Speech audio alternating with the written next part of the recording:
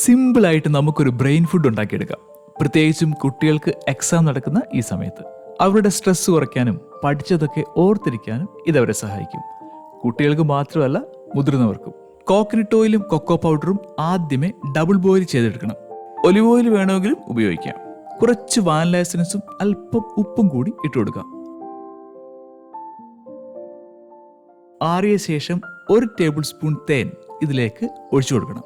ഇനി കാഷ്യൂനട്ട്, പിസ്ത, walnut, almond, dates, chia seed, flax seed, pumpkin seed, sunflower seed ഇതെല്ലാം കൂടി ഒരു 2 മിനിറ്റ് നേരം ലോ ഫ്ലെയിമിൽ ചൂടാക്കിയെടുക്കണം. ഡേറ്റ്സ് ചൂടാക്കണ്ട കേട്ടോ. ചൂടാറിയ ശേഷം ഒരു മിക്സി ജാറിൽ ഇതെല്ലാം കൂടി ഇട്ട് നന്നായി പൊടിച്ചെടുക്കണം. നമ്മൾ ആദ്യമേ പ്രിപ്പയർ ചെയ്ത മിക്സിലേക്ക് ഇതിനെ നന്നായി ആഡ് ചെയ്ത് കൊടുക്കാം.